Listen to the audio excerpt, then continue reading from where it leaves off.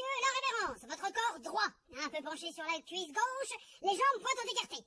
Un pied sur la même ligne, votre poignet à l'opposite de votre hanche, la pointe de votre épée vis-à-vis de votre épaule, le bras pas tout à fait si étendu. La main gauche, à la hauteur de l'œil, l'épaule gauche plus cartée, la tête droite, le regard assuré, avancé. Le corps ferme. Touchez-moi, l'épée de carte et achevez de même. 1, 2, remettez-vous, redoublez de pied ferme. Un saut en arrière. Quand vous portez le botte, monsieur, il faut que l'épée parte à la première et que le corps soit bien effacé. 1, 2, allons, touchez-moi, l'épée de tierce et achevez de même. Avancez. Le corps ferme. Oh, avancez, allez, partez de là. 1, 2, remettez-vous, redoublez. Un saut en arrière. En garde, monsieur, en garde.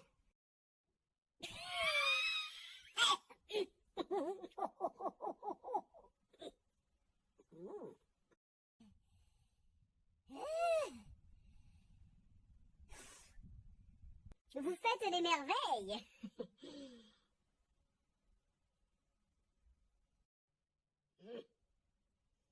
Je vous l'ai déjà dit. Le secret des armes ne consiste qu'en 2 choses. À donner et à ne pas recevoir.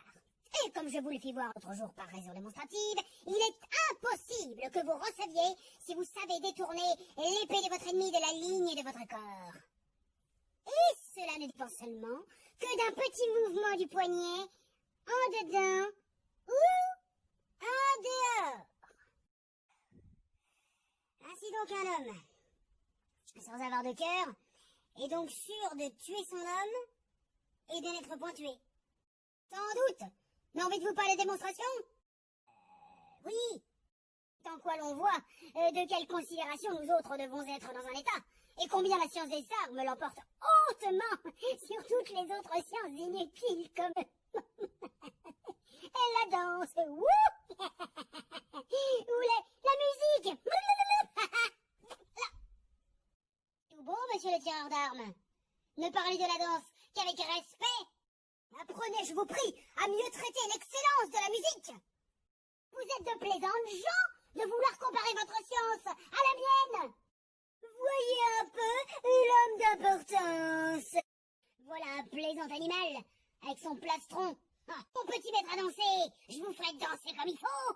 Et vous, mon petit musicien, je vous ferai chanter de la belle manière. Monsieur le batteur de fer, je vous apprendrai votre métier. Êtes-vous fou de la liqueur-aînée?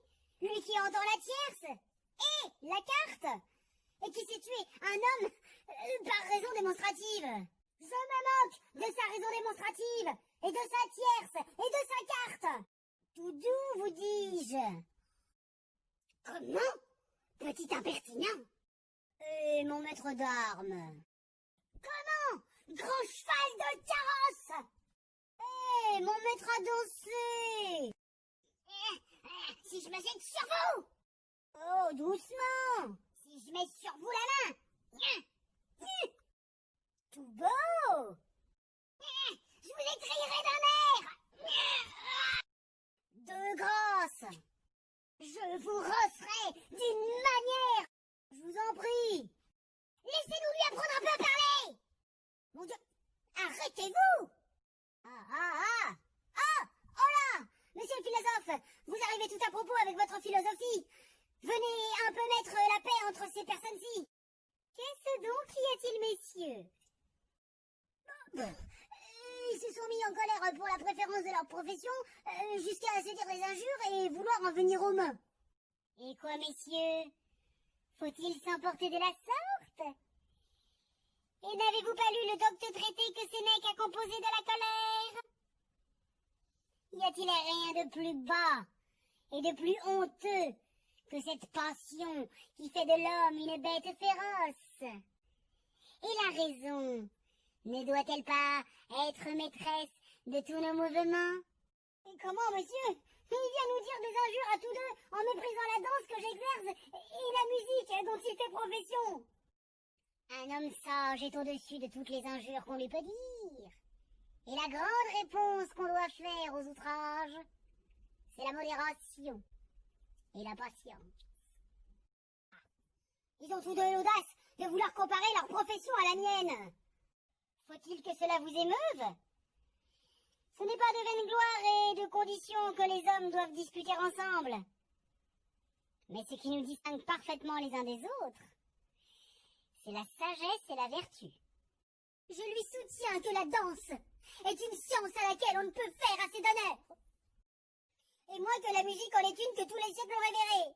Moi, je leur soutiens que la science des armes est la science la plus belle et la plus nécessaire de toutes les sciences. Et ce sera donc la philosophie. Je vous trouve tous trois bien impertinents de parler devant moi avec cette arrogance et de donner impudemment le nom de science à des choses qui ne devraient même pas être honorées du nom d'art et qui ne peuvent être comprises que sous les noms de métiers misérables de gladiateurs, chanteurs et baladins. Allez, philosophe de chien. Allez, bélitre de pédant. Allez, cuistre fiefé. Comment? Marot que vous êtes! Monsieur le philosophe! Infâme! Coquin! Insolent! Monsieur le philosophe! La peste animale! Messieurs! Impudent! Monsieur le philosophe! Diantre soit de l'âne batté! Messieurs! Scélérat! Monsieur le philosophe! Au diable l'impertinent! Messieurs! Fripon! Gueux! Traître! Imposteur! Monsieur le philosophe! Messieurs! Monsieur le philosophe! Messieurs! Monsieur le philosophe! Monsieur le philosophe! Oh! Battez-vous tant qu'il vous plaira. Je n'y saurais que faire.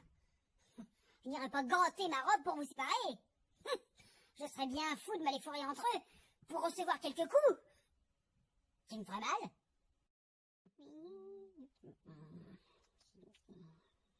Oh là.